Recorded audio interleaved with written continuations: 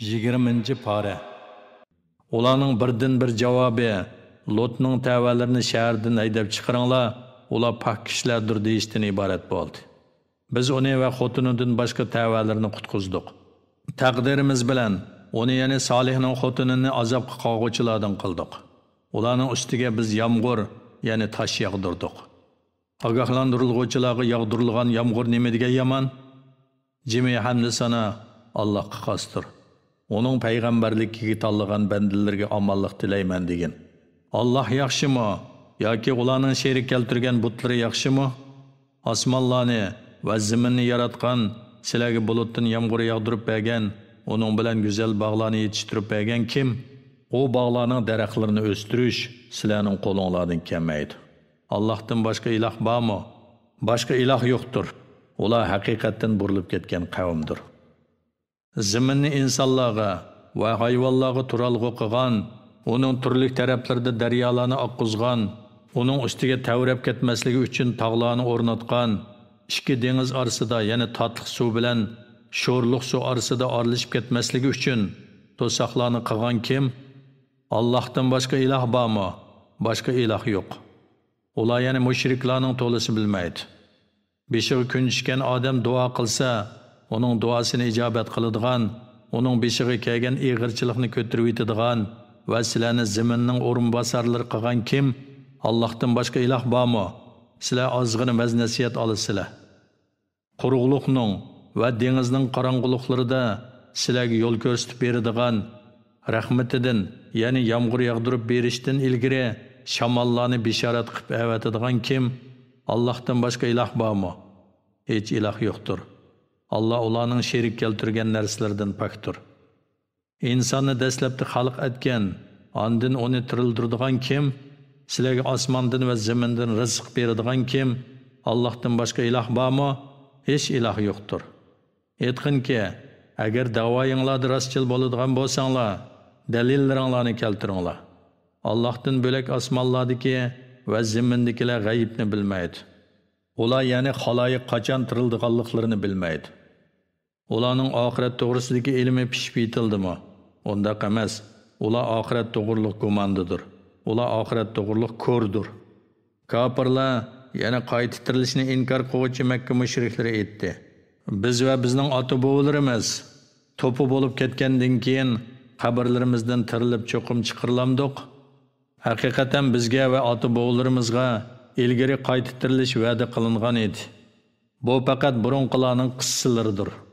Sen bu kuffarlarga aytqin, zaminda sayr qilinglar, gunohkorlar, ya'ni payg'ambarlarni inkor qiluvchilarning oqibatining qandoq bo'ladiganligiga qaranglar. Ularni Alloh halok qilmadimi? Ilgirki kuffarlarning beshiga kelgan kun, keyingi kuffarlarning beshig'imi keladi. Ey Muhammad, sen ularning iymon etmaganligidan qayg'urmagin. Ularning hilm-ikridan ishing pushmasin. Allah seni ularning sharridan saqlaydi.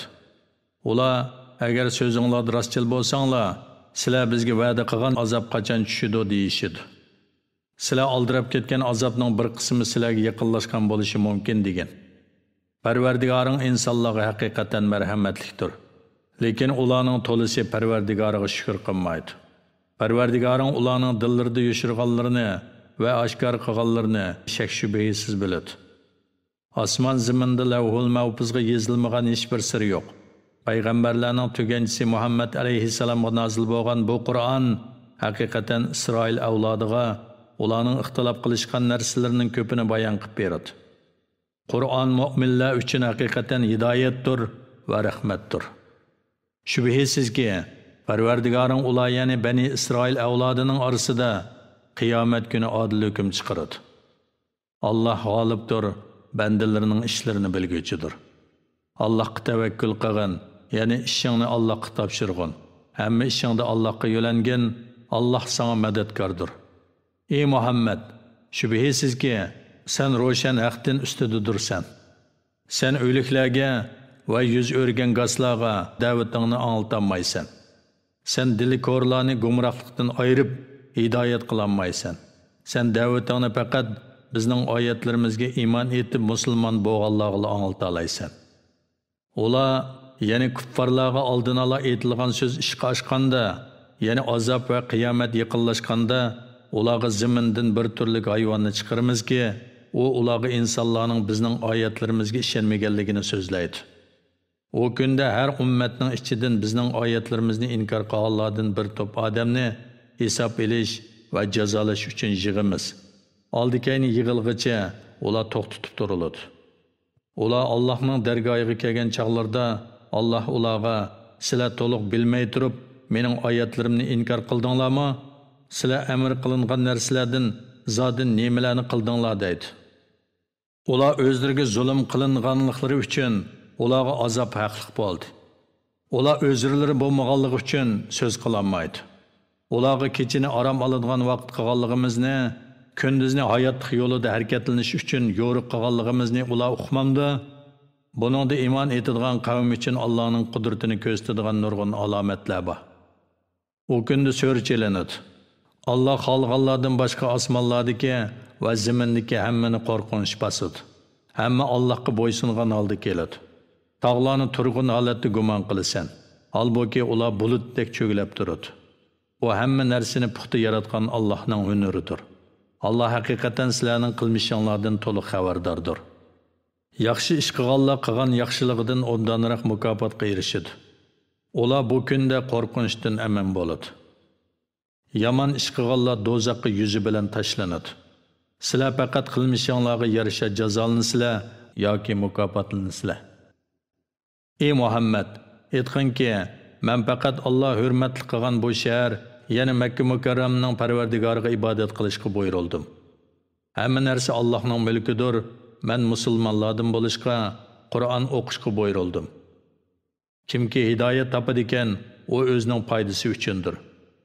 Kimki ozidi ekan, uning vaboli o'ziga bo'ladi. Sen uningga aytqinki, men faqat ogohlantiruvchilardanman.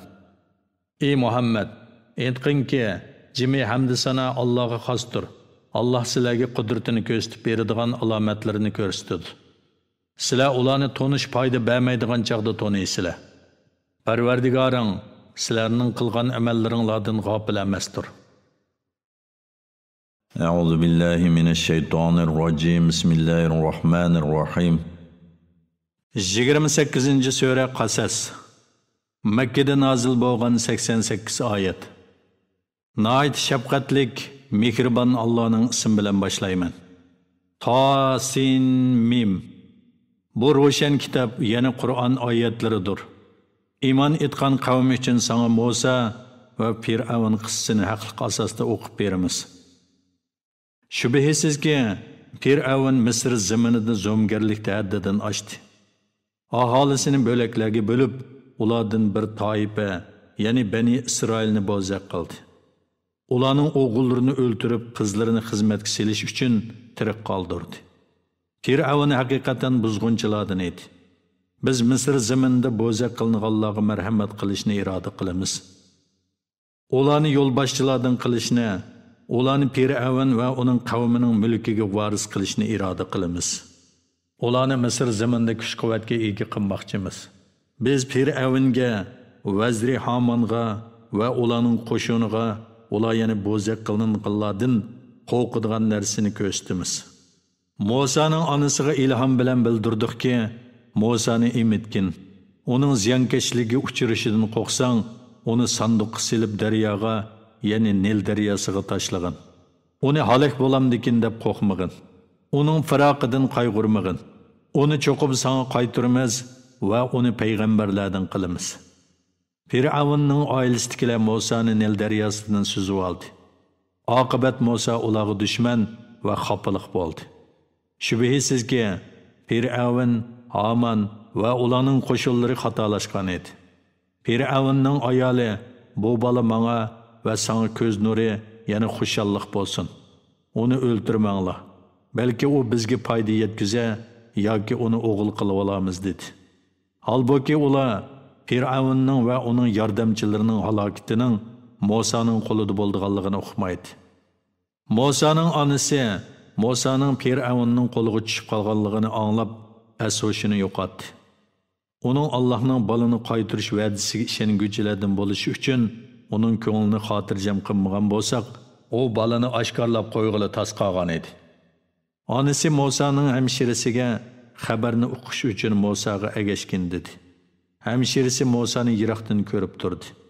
Halbuki ular uni tuymaydi. O'z onasi kelishdan ilgari Musoni sut emgizguchi ayollarning imitishdan to'sdiq. Musoning hamshirasi sizlarga Musoni obdan boqadigan bir oilani ko'rsatib qo'yaymi? Ular Musoni ixlos bilan boqadi dedi. Onasining xushal bo'lishi, qayg'urmasligi va Allohning va'dasining haq ekanligini bilish uchun biz Musoni uningga qaytardik. Lekin insonlarning to'lisi Allohning va'dasi haq ekanligini bilmaydi. Musa o'sib yetilganda, aqli to'shqanda uningga payg'ambarlikni va ilmni ato qildik. Biz yaxshilarga mushundaq mukofot beramiz. Musa shahar aholisidan hech kishini ko'ngili bo'lmaydigan bir vaqtda shaharga kirdi. O shaharda ikki kishining urushayotganligini ko'rdi. Urushayotganlardan biri o'z qavmidan bo'lsa, yana biri uning dushmani edi. O'z qavmidan bo'lgan odam dushmaniga qarshi uningdan yordam tiladi. Musa uni musht bilan birini urib o'ltirib qo'ydi. Musa aytdi: "Bu shaytonning ishidir. Shubhisizki, shayton ozdirg'uvchi oshkora dushmandir." Musa aytdi: "Parvardigorim, men haqiqatan o'zimga zulm qildim. Menga mag'firat qilgin." Alloh uningga mag'firat qildi. Alloh haqiqatan nihoyat mag'firat qilguvchidir, nihoyat mehribondir. Musa aytdi: "Parvardigorim, menga mag'firat qilganlik ne'matingning sababi bilan men hargiz gunohkorlarga yordamchi bo'lmayman." Musa atsa atdiganda qo'rqinish ichida atrofga qarab, shahar orlab yuradi. To'satdan tunugun uningdan yordam tilagan odam bir qibti bilan urushib turgan holda Musadan yana yordam tiladi. Musa uningga: "Sen haqiqatan oshkora gumroh ekansan" dedi. Shuning bilan Musa ikkisining o'rtaq dushmani bo'lgan odam, ya'ni qibtiga qo'l uzatmoqchi bo'lganda, yordam tilagan odam: "Ey Musa, sen tunugun bir odamni o'ltirgandek meni o'ltirmoqchimisan? Sen zaminda isloq qiluvchilardan bo'lishni xohlamay, faqat zo'migar bo'lishni xohlaysan" dedi.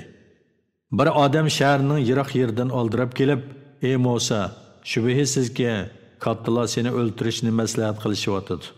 Shahardan darhol qochib ketgin. Men albatta sana sodiq kishilardanman" dedi.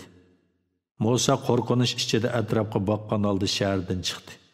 O, "Ey Parvardigorim, meni zolim qavmdan qutqizgin" dedi. O Madyan tarafga yuzlangan chaqda Parvardigorim meni to'g'ri yo'lga yetaklashi mumkin dedi. Musa Madyandagi bir buloqning yeniga kelganda mollarni sug'urayotgan bir to'p kishilarni ko'rdi. Ulardan boshqa yana qo'ylarni suvdan to'sib turgan ikki ayolni ko'rdi. Musa ularga: "Sizlarga nima bo'ldi? Yana qo'ylaringlarni suvdan to'sib turibsizlar" dedi. Ular: "Podsholar qo'ylarini sug'urib bo'lgandan keyin, ondan biz sug'urimiz, otimiz bo'lsa yashinib qolgan buvaydir" dedi. Musa ularning qo'ylarini sug'urib berdi. Ondan orqasiga burilib bir daraxtning soyasiga berib o'ltirib: "Parvardigorim, menga rizqdan nimani bersang, men haqiqatan uningga muhtoj" dedi.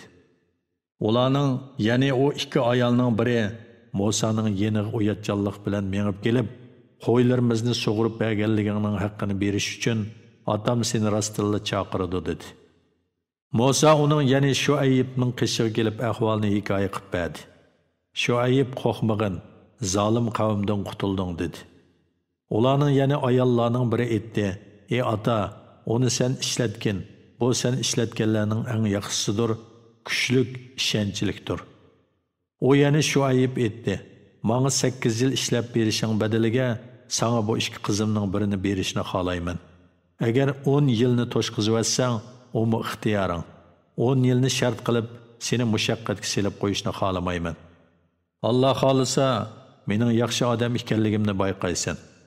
Musa aytdi: "Bu ikkimizning oramizdagi to'xtamdir. 2 muddat, ya'ni 8 yil bilan 10 yilning qaysini to'shqizsam to'shqizay. Menga ortiqcha talab qo'yishga bo'lmaydi. Alloh bizning so'zimizga guvohdir." Musa o'zaro kelishgan muddatni, ya'ni kelishgan muddatning to'lig'aroqi bo'lgan 10 yilni to'shqizgandan keyin ayolni elib Misrga qarab yo'lga chiqdi.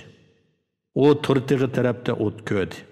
O ayoliga: "Shubhisizki, men yiroqdan o't ko'rdim. O yerdan men sizlarga bir xabar olib kelay. Ya sizlarning isinishinglar uchun o'tdan bir parcha cho'g' ep kelay dedi. Musa alayhissalom o'tning yeniga kelib, uning o't emas nur ekanligini bildi. Musa o'tning yeniga kelganda vodining o'ng tarafining girvigiga to'g'ri keladigan muborak joydagi daraxt tarafdan mundaq nido anglandi. Ey Musa, sana so'z qilayotgan men haqiqatan olamlarning parvardigori Allohdirman. Sen hasangni tashlag'in. Musa hassining go'yo ajdahodek tez harakatlanayotganligini ko'rganda orqasiga burilib qochdi. Keyniga qaramadi. Nido qilindiki: "Ey Musa, oldinga mang'in, qo'rqmag'in. Sen haqiqatan qo'rqinishdan amin bo'lg'uvchilardinsan. Qo'lingni qo'yningga sog'in. U hech qanday illatsiz bir parcha oydek parlab, oppoq bo'lib chiqadi. Qo'rqinishni dabi qilish uchun qo'lingni yig'ib olgin, yana qo'yningga selib olgin." Bu ikkisi Fir'avnga va uning qavmining cho'nglariga Parvardigoring tarafidan kelgan pakitdir. Ular haqiqatan bizning itoatimizdan chiquvchi fosiq qavm edi. Musa aytdi: "Parvardigorim, men haqiqatan ulardan bir odamni o'ldirib qo'ydim. Shuning uchun ular meni o'ldirishdan qo'rqaman. Qarindishim Harunning tili meningkidan ravondir. Uni men bilan payg'ambarligimni tasdiqlaydigan yordamchi qilib avatgin. Men haqiqatan ularning meni inkor qilishidan qo'rqaman."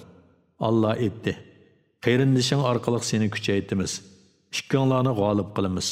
Shuning uchun ular ikkinglarga ziyonkashlik qilolmaydi. Sizlar ikkinglar va ikkinglarga ergashganlar bizning oyatlarimiz orqali g'alaba qilasizlar." Musa ularga bizning ro'shan mo'jizlarimizni ilib kelganda, ular bu o'ydirib chiqarilgan sehrdir. Bizning ota-bovlarimizning zamonida bundaq narsalarning borlig'ini anglamagan edik dedi. Musa aytdi: "Parvardigorim, o'zining dargohidan kimning hidoyat ilib kelganligini, oxiratning yaxshi oqibatiga kimning ega bo'ladiganligini obdan biladi. Zolimlar, ya'ni Allohga yolg'onni chaplag'uvchi fojirlar cho'qim muvaffaqiyat qozonolmaydi." Fir'avn aytdi: "Ey kattalar, men o'zimdan boshqa yana bir ilohning borlig'ini bilmayman. Ey Haman, mening uchun pishirib egiz bir bino sog'in. Men Musaning ilohini ko'rishim mumkin. Men haqiqatan uni osmonda bir parvardigor bor degan da'vosida yolg'onchilardan deb gumon qilaman." Fir'avn va uning qo'shini Misr zaminida zulm qilib, iymon etishga bo'yin tovliq qildi. Ular o'zlarini biz tarafga qaytarilmaymiz deb gumon qiladi. Biz Fir'avnni va uning qo'shinlarini jazoladik. Ularni dengizga tashlavatdik. Ya'ni ularni dengizda g'arq qilavatdik. Ulardan bir odam musaqqog'ini yo'q. Ey Muhammad, zolimlarning oqibatining qandoq bo'ladiganligiga ibrat ko'z bilan qarag'in. Ularni biz do'zaxga undaydigan peshvolar qildik. Qiyomat kuni ular yordamga erishamaydi. Ya'ni qiyomat kuni ulardan azobni dafi qiladigan madadkor bo'lmaydi. Ularga bu dunyoda la'natni agashtirdik. Qiyomat kuni ular Allohning rahmatidan yiroq qilinuvchilardir. Shubhisizki, biz Nuhning qavmi Ad, Samud va Lutning qavmi qatorliq ilgirki ummatlarni halok qilgandan keyin kishilarning dillariga haqiqatni ko'radigan nur berib, ularga hidoyat va rahmat qildik. Ular vaz-nasiyat olsin deb Musaga kitobni, ya'ni Tavratni berdik. Ey Muhammad, biz g'arbi tog'ning bir tarafida Musaga vahiy nozil qilganimizda sen yo'q eding. Buni o'z ko'zing bilan ko'rmagan eding. Lekin biz nurg'un ummatlarni yaratdik. Ularning umri uzun bo'ldi. Sen Madian aholisining ichida ularga bizning oyatlarimizni tilovat qilib berguvchi bo'lganing yo'q. Lekin biz seni ulardan boshqa bir qavmga payg'ambar qilib avatdik. Biz To'rteg'ining bir tarafida Musaga so'z qilganimizda sen yo'q eding. Lekin bu sendan ilgari hech bir ogohlantiruvchi kelmagan qavmni ogohlantirishing uchun, ularning vaz-nasiyat ilishi uchun Parvardigoring tarafidan nozil qilingan rahmatdir. Ularning qilgan ishlari, ya'ni kufri va gunohlari tufaylidan ularga bir azob yetsa, Parvardigorimiz bizga biror payg'ambar avatgan bo'lsang eding, sening oyatlaringga ergashatdik va mu'minlardan bo'latdiq demasliklari uchun seni ularga payg'ambar qilib avatdik. Ularga biz vahiy qilgan haqiqat nozil bo'lgan chaqda, ular uningga, ya'ni Muhammad alayhissalatu vassalamga nemishqa Musaga berilgandek mo'jiza berilmadi dedi. Ular ilgari Musaga berilgan mo'jizalarni inkor qilmadimi?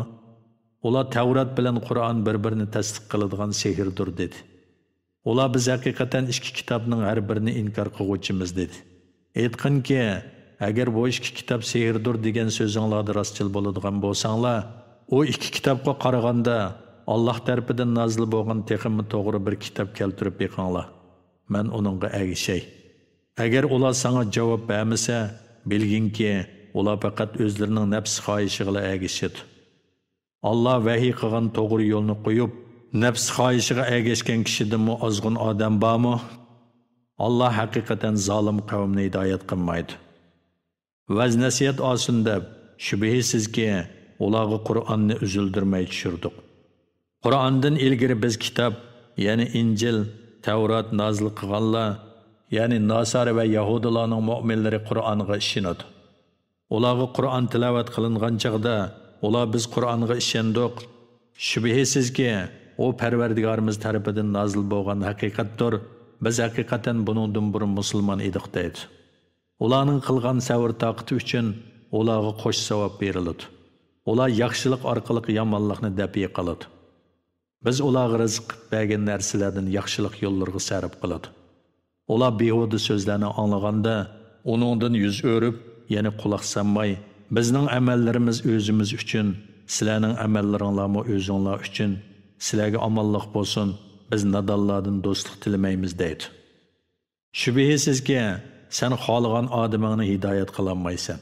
Lekin Alloh o'zi xohlagan odamni hidoyat qiladi. Alloh hidoyat topquchilarni obdan biladi. Ular agar biz sen bilan to'g'ri yo'lga erishadigan bo'lsak, zaminimizdan haydab chiqarilamiz dedi. Ularni biz tinish haramga yerlashtirmadikmi? Haramga turli mevalarning hammasini keltirdi. Bu bizning dargoyimizdan tushirilgan rizqdir. Lekin ularning to'lisi bilmaydi. Biz nurg'un shaharni halok qildik. Ularning aholisi kayf sapoliq turmush kechiradi. Bu ularning turalg'u joylaridir. Ular halok bo'lgandan keyin u joylarda ozgina vaqtdan tashqari odam turgan emas, ularning mol-mulki va yurtiga biz varislik qildik. Parvardigoring shaharlarning markaziga, ularning aholisiga bizning oyatlarimizni o'qib beradigan bir payg'ambar avatmagicha shaharlarni halok qiluvchi bo'lmadik. Shaharlarning aholisi zolim bo'lmagicha shaharlarni halok qiluvchi bo'lmadik. Sizlarga qandoqli narsa berilsin, u dunyo tirikchiligidagi foydalanadigan narsalardir va dunyo tirikchiligining zinnatidir. Allohning dargohidagi savob eng yaxshidir, eng boqiydir. Tushunmamsizlar? Biz yaxshi va'dani qilgan, ya'ni jannatni va'da qilgan odam uni topadi.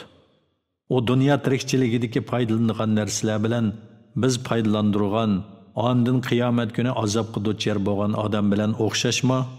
Shu kuni Alloh ularga sizlar gumon qilgan mening sheriklarim qayerda deb nido qiladi. O'zlariga azob tegishlik bo'lganlar, ya'ni mushriklarning cho'nglari, Parvardigorimiz, biz sening yo'lingdan ozdirganlarni, ya'ni agash ko'chalarimizni o'zimiz ozgandek ozdirdik. Parvardigorimiz, ulardan yiroqlashib, sana yaqinlashdik. Ular bizga ibodat qilmaydi, faqat nafs xohishlariga ibodat qiladi deyishdi. Ularga sherik keltirgan ma'budlaringlarni chaqiringlar deyilgan aman, ular sherik keltirgan ma'budlarni chaqirdi. Ulardan javob kelmaydi. Ular azobni ko'rgan chaqda kafir bo'lganliklariga nadomat qilib, dunyodagi chaqda hidoyat topgan bo'lishlarini orzu qiladi. O kunda Alloh ularga nido qilib aytdi. Payg'ambarlarga nima bilan javob berdinglar? O kunda ularga barliq xabarlar qorong'u bo'ladi. Ular o'zaro so'rashmaydi. Tavba qilgan, iymon etgan va yaxshi amal qilgan odamga kelsak, uning maqsadga erishguvchilardan bo'lishi umidlikdir. Alloh maxluqotdan xoliqini yaratadi, xolgan odamni payg'ambarlikka tanlaydi. Tanlash huquqi ularda emas. Alloh pokdir, ularning sherik keltirganlaridan ustundir. Parvardigoring ularning dillarida yoshirin tutganlarini va eg'izlarida deganlarini bilib turadi. U Allohdir. Uningdan bilak hech ma'budi bar haq yo'qdir. Dunyo va oxiratda jimi hamd sana Allohga mansubdir. Hukm chiqarish Allohga mansubdir. Sizlar Allohning dargohiga qaytirilsizlar. Aytib beqinglarcha, agar Alloh kechini sizlar uchun qiyomat kunigacha so'zadigan bo'lsa, Allohdan bilak qaysi iloh sizlarga yo'g'riqlik elib kelalaydi? Sizlar anglamamsizlar degin. Aytib beqinglarcha, agar Alloh kunduzni sizlar uchun qiyomat kunigacha so'zadigan bo'lsa, Allohdan bo'lak qaysi iloh sizlarga orom elishinglar uchun kechini ib kelalaydi? Sizlar ko'mamsizlar degan. Sizlarni kechida orom olsin, kunduzda hayotlik yo'lida harakatlanib, Allohning fazlini talab qilsin va Allohning ne'matlariga shukr qilsin deb, sizlar uchun kechi bilan kunduzni yaratishi Allohning rahmatidandir. O kunda Alloh ularga nido qilib, sizlar gumon qilgan mening sheriklarim qayerda? deydi. Biz har ummatdan ularning amallariga guvohlik beradigan bir guvohchi, ya'ni payg'ambarni chiqaramiz. Faktlaringlarni keltiringlar deymiz. Ondan ular haqiqatning Allohga mansub ekanligini biladi.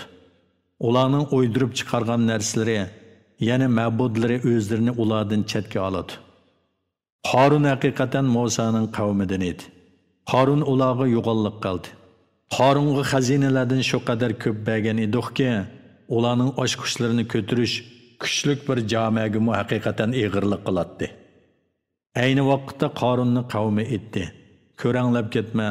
Allah haqiqatan ko'ranglab ketguvchilarni do'st tutmaydi. Allah sana bergan boylik bilan oxirat yurtini tilegin. Dunyodagi nisivangni unutmagin. Allah sana yaxshilik qilgandek, sen Allohning bandalariga yaxshilik qilgin. Yer yuzida buzg'unchilikni tilamagin. Allah haqiqatan buzg'unchilik qiluvchilarni do'st tutmaydi. Qarun mening alohida bilimim bo'lganlikdan bu boylikqa erishdim dedi. Qarundan ilgari o'tgan ummatlardan onunga qaraganda texmo kuchlik, to'plagan meli texmo ko'p bo'lgan kishilarni Allohning halaq qilganligini o bilmadimi? Gunohkorlarning gunohlarining so'rilishi Allah buni bilganligi uchun ajatsizdir. Qarun o'z qavmining oldiga barliq zinnati bilan hashamatlik oldi chiqdi. Dunyo tirikchiligini ko'zlaydiganlar, koshki bizga Qarunga berilgandek boylik berilsa, o haqiqatan dunyolikdan cho'ng nasibiga ega ekan dedi. Ilmli kishilar voy sizlarga, iymon etgan va yaxshi amallarni qilgan kishiga Allohning savobi yaxshidir. O savob faqat savr qiluvchilarga beriladi dedi. Qarunni uning uyi bilan qo'shib yerga yutqizdik. Uningdan Allohning azobini dafi qiladigan bir jamoa bo'lmadi. Qarun o'zini qo'g'diyolmadi. Tünügün texi Qarunning darajasini arzu qilganlar deyishdiki, "Fah, ko'rdingmi? Alloh bandalaridan xolgan odamning rizqini keng qiladi ekan. Xolgan odamning rizqini tar qiladi ekan. Alloh bizga marhamat qilmagan, ya'ni arzu qilganimizni bergan bo'lsa edi, bizni albatta yer yutadi. Voy ko'rdingmi? Kofirlar nijot topolmaydi." Ana shu oxirat yurtini yer yuzida cho'ngchilik qilishni va buzg'unchilik qilishni ko'zlaydiganlarga xos qildik. Yaxshi oqibat taqvodorlarga mansubdir. Kimki yaxshi ish qiladi ekan, u qilgan ishlardimi yaxshi mukofotga, ya'ni qilgan yaxshiligidan natijasi ortiq savobga erishadi. Kimki yomon ish qiladi ekan, yomon ish qilganlarga faqat qilgan ishlariga yarasha jazo beriladi. Sana Qur'onni, ya'ni uni tabliq qilishni va uning ahkomlariga amal qilishni farz qilgan zot seni albatta qaytadigan yerga, ya'ni Makkaga qaytaradi. Aytganki, kimning hidoyat ib kelganligini, kimning o'p-o'chiq gumrohlikda ekanligini Parvardigori Muhammaddan obdan biladi. Sen payg'ambar bo'lishdan ilgari Qur'onning sana nozil qilinishini umid qilmagan eding. Faqat Parvardigoring rahmat qilib, sana uni nozil qildi. Kofirlarga yordamchi bo'lmagin. Sana Allohning oyatlari nozil qilingandan keyin o oyatlarga amal qilishdan kofirlar seni to'smasin. Parvardigoringga, ya'ni uni bir deb bilishga va uningga ibodat qilishga da'vat qilgin. Hargiz mushriklardan bo'lmagin. Allohga qo'shib boshqa bir ilohga ibodat qilma. Allohdan boshqa hech iloh yo'qdir. Allohning zotidan boshqa barliq narsa yo'q bo'ladi. Maxluqotda ijro bo'ladigan hukm faqat Allohga xosdir. Sizlar Allohning dargohiga qaytarilsizlar. أعوذ بالله من الشيطان الرجيم بسم الله الرحمن الرحيم 29. sura Ankabut Mekkede nazil bo'lgan 69 oyat. Nihoyat shafqatlik, mehribon Allohning ismi bilan boshlayman. Alif lam mim. İnsanlar iymon etdik deb qo'yish bilan sinalmay tarik etilamiz deb o'ylamdi. Ulardan burun o'tganlarni biz haqiqatan sinadik. Allah iymoniga rostchilarni cho'qim biladi. İmanida yolg'onchilarni cho'qim biladi. Yomon ish qiladiganlar bizdan yana azobimizdan qochib qutula olamiz deb o'ylamdi. Ularning chiqargan hukmi nima degan yomon. Kimki Allohga muloqot bo'lishni umid qiladi ekan, bilsinki, Allohning buningga belgilagan vaqti cho'qim yetib keladi. Alloh bandalarining so'zlarini anglab turg'uchidir, bandalarining tashqi va ichki ahvolini bilib turg'uchidir. Kimki jihad qiladi ekan, uning qilgan jihadi o'zining foydasi uchundir. Allah haqiqatan tamomi ahli jahondan behojatdir. Shubhisizki, iymon etgan va yaxshi amallarni qilganlarning gunohlarini yo'q chiqaramiz. Ularni albatta qilgan amallarining eng yaxshisi bilan mukofotlaymiz. İnsanni ota-onasiga yaxshilik qilishga buyurdik. Agar ota-onang seni sen bilmaydigan narsani menga sherik keltirishga zo'rlasa, ularga itoat qilmagin. Sizlar mening dargohimga qaytib borsizlar. Sizlarga qilmishinglarni xabar qilaman. Iymon etgan va yaxshi amal qilganlarni cho'qim yaxshilar qatoriga kirgizamiz. Ba'zi kishilar Allohga iymon etdik deydi. Allohning yo'lida bir arziyat tassa, kishilar tarafidan yetgan kulfatni Allohning azobi bilan o'xshash biladi. Agar Parvardigoringdan madad kelsa, biz haqiqatan sizlar bilan birga edik deydi. Allah jahon ahlining dillardagini hammadan obdan bilmamdi. Allah mu'minlarni cho'qim biladi. Munofiqlarni cho'qim biladi. Kofirlar mu'minlarga bizning yo'limiz, ya'ni dinimizga ergishinglar, sizlarning gunohlaringlarni biz ustimizga olamiz dedi. Kofirlar mu'minlarning gunohlaridan azroqmi ustiga olmaydi. Ular haqiqatan yolg'onchilardir. Ular o'zlarining yuklarini va uningga qo'shib boshqa yuklarni, ya'ni o'zlarining gunohlarini va ozdirganlarining gunohlarini ustiga oladi. Qiyomat kuni ular o'zlari o'ydirib chiqqan yolg'on so'zlar uchun so'roqqa tortiladi. Biz haqiqatan Nuhni qavmiga payg'ambar qilib avatdik. Nuh qavmini tavhidga da'vat qilib, ularning ichida 50 yil kam 1000 yil turdi. Nuh alayhissalomning qavmi butparast bo'lib, uning payg'ambarligi chin bitmadi. Ular zolim bo'lganliklari, ya'ni kufrda va gumrohlikda ching turib o'zlariga zulm qilganliklari uchun Alloh ularni to'pon balosi bilan halok qildi. Biz Nuhni va kemidagilarni g'arq bo'lib ketishdan qutqizdik. To'ponni butun ahli jahon uchun ibrat qildik.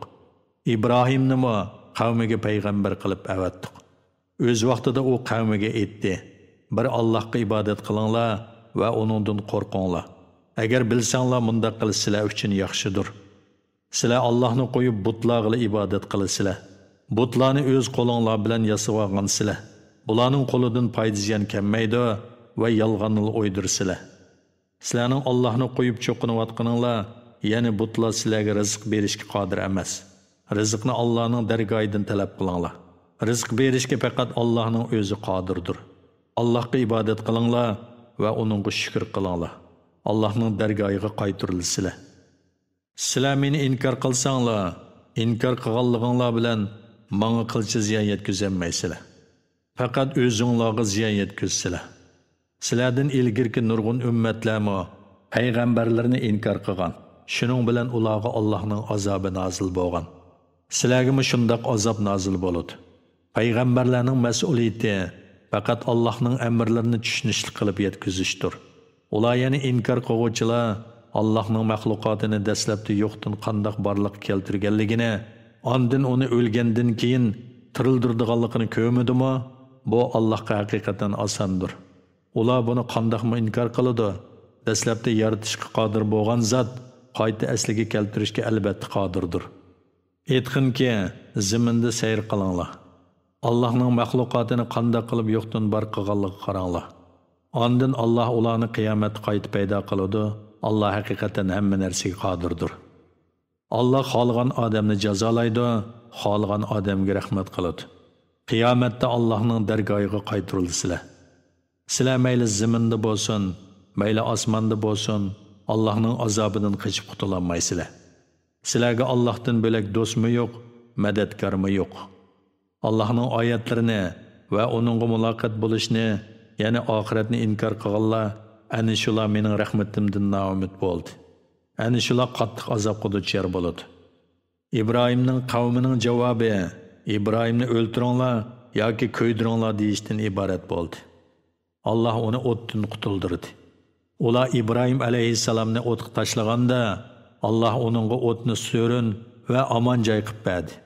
Haqiqatan buningda iymon etgan qavm uchun Allohning qudratini ko'rsatadigan nurg'un dalillar bor. İbrahim aytdi: "Bu dunyoda butlarga cho'qinish maqsadida yig'ilishinglarning oranglardagi do'stlikka sabab bo'lishi uchun Allohni qo'yib butlarni ma'bud qilib oldinglar. Ondan qiyomat kuni ba'zinglar inkor qilasizlar. Ba'zinglar la'nat o'qiysizlar. Ya'ni qiyomat kuni mazkur do'stlik dushmanlikka aylanadi. Agashtirguvchilardan ado juda bo'ladi. Agashtirguvchilarga la'nat o'qiydi. Chunki ularning dunyodagi do'stligi Alloh uchun bo'lgan emas. Sizlarning joyinglar do'zax bo'ladi. Sizlarni do'zaxdan qutuldiradigan hech qanday yordamchi bo'lmaydi." Lot İbrahimga iymon etdi. İbrahim aytdi: "Men cho'qim Parvardigorim tarafiga hijrat qilaman. Ya'ni Allohning roziligini izlash yuzasidan vatanimni tark etib, Alloh amr qilgan joyga hijrat qilib boraman. Alloh haqiqatan g'olibdir, hikmat bilan ish qilguvchidir." İbrahimga Ishoqni, Yaqubni ato qildik. Uningdan keyin payg'ambarlikni, kitobni, ya'ni samoviy kitoblarni uning avlodiga xos qildik. Dunyodagi mukofotni uningga ato qildik. Ya'ni jimi dinlarda uni yaxshi nomga ega qildik. U haqiqatan oxiratda yaxshi bandalardandir. Lotni qavmiga payg'ambar qilib avatdik. Ayni vaqtda u qavmiga aytdi: "Sizlar haqiqatan qabih ish qilyapsizlar. Sizlardan ilgari jahon ahlidan birimi bundaq qabih ishni qilgan emas. Sizlar haqiqatan livat qilamsizlar, yo'llarni to'sib bulongchilik qilamsizlar. So'rninglarda ochiq yomon ishlarni qilaveramsizlar?" Uning qavmining javobi: "Agar sen rostchilardan bo'lsang, bizga Allohning azobini keltirgin" deyishdan iborat bo'ldi. Lot: "Parvardigorim, buzg'unchi qavmga qarshi menga yordam bergin, yana ularni halok qilib menga yordam bergin. Ular buzg'unchi ahmoqlar bo'lib, ularning tuzilishi umid qilinmaydi. Ular gumrohlikqa, buzg'unchilikqa cho'mib ketgan" dedi. Elchilarimiz, ya'ni farishtalar İbrahimga farzand berishdan iborat xush xabar olib kelgan chaqda, ular biz bu shahar aholisini cho'qim halok qilamiz, uning aholisi haqiqatan zolim edi dedi. İbrahim o shaharda Lot bog'i, ya'ni Lotga o'xshash bir yaxshi payg'ambar turayotgan shahar aholisini qandoq halok qilsalar dedi. Farishtalar aytdi: "Bu shaharda bor kishilarni biz, ya'ni Lot va uningga ergashgan mu'minlarni obdan bilamiz. Uni va uning ayolidan boshqa kishilarni albatta qutuldiramiz. Faqat ayoli kufrida qavmiga hamnafas bo'lganligi uchun qilib halok bo'lg'uvchilardan bo'ladi." Bizning elchilarimiz Lotga kelgan chaqda Lot ularni qo'g'dab qololmaydiganligidan ansirab qayg'urdi va yuragi siqildi. Ular aytdi: "Sen qo'rqmagin va qayg'urmagin. Biz seni va ayolingdan bo'lak kishilarni cho'qim qutuldiramiz. Faqat u qilib halok bo'lg'uvchilardan bo'ladi." Bu shaharning aholisi Allohning itoatidan chiqqanligi uchun ularga biz cho'qim osmondan azob tushiramiz. Tushunadigan qavm uchun ibrat qilib uningdan, ya'ni shahar xarobasining izlaridan ro'shan nishonni haqiqatan qoldirdik. Madyan aholisiga ularning qarindoshi Shuaybni payg'ambar qilib avatdik. Shuayb: "Ey qavmim, bir Allohga ibodat qilinglar, oxirat kunidan qo'rqinglar, yer yuzida buzg'unchilik qilib fitna fasod termanglar" dedi. Ular Shuaybni inkor qildi. Shuning bilan ularga qattiq zilzila yuzlandi-da, ular uylarida o'ltirgan peti qaytib qilishdi. Otni va Samudni halok qildik. Ey ahli Makka, sizlarga haqiqatan ularning Hijozdagi, Yamandagi turalg'u joylaridan ularning halok bo'ladiganligi ma'lum bo'ldi. Shayton ularga kufrdan va gunohlardan iborat amallarni chiroyli ko'rsatdi. Ular to'g'ri yo'ldan to'sdi. Ular aql egalari edi. Lekin ular takabburlik yuzasidan aqlini joyida ishlatmadi. Dunyo dabnasi nurg'un Qarunni, Fir'avnni va uning zulmida yordamchi bo'lgan vazir Hamanni halok qildik. Shubhisizki, Musa ularga ro'shan mo'jizalarni olib keldi. Ular zaminda cho'ngchilik qildi. Ya'ni Allohga ibodat qilishdan, payg'ambarga itoat qilishdan bo'yin tovliq qildi. Ular azobimizdan qochib ketolmadi. Bu gunohkorlarning har birini gunohi tufaylidan jazoladik. Ularning ba'zisiga tosh yog'dirdik, ularning ba'zisini qattiq ovoz aloq qildi. Ularning ba'zisini mol-mulki bilan qo'shib yerga yotqizdik. Ularning ba'zisini suvda g'arq qildik. Alloh ularga zulm qilmadi, lekin ular o'zlariga o'zlari zulm qildi. Allohni qo'yib boshqa narsalarni ma'bud qilganlarning misoli uy yasagan o'michikning misoliga o'xshaydi. Ya'ni o'michikning uyi uni issiq sovuqdan qo'g'diyolmagandek, ularning cho'qinayotganlarimi ularga hech qanday foyda ziyon yetkazolmaydi. Uylarning eng ojizi o'michikning uyidir. Agar ular bu haqiqatni bilsa edi, Allohdan boshqaga cho'qinmaydi. Ular Allohni tashlab ibodat qilayotgan narsalarni obdan biladi. Alloh g'olibdir, hikmat bilan ish qiluvchidir. Biz insonlarga Qur'onda ularning zehniga yaqinlashtirish uchun bayon qilgan bu tamsillarni faqat ilm ahllari tushuna oladi. Alloh osmonlarni va zaminni haq yaratdi. Haqiqatan buningda mu'minlar uchun Allohning birligini ko'rsatadigan dalil bor. Ey Muhammad, sana vahiy qilingan kitobni, ya'ni Qur'onni tilovat qilgin. Namozni ta'til arkon bilan o'qigin. Namoz haqiqatan qabih ishlardan va gunohlardan to'sut. Allohni yod etish hammadan, ya'ni uningdan boshqa hamma ibodatdan ulug'dir. Alloh qilayotgan hamma ishlarni bilib turadi.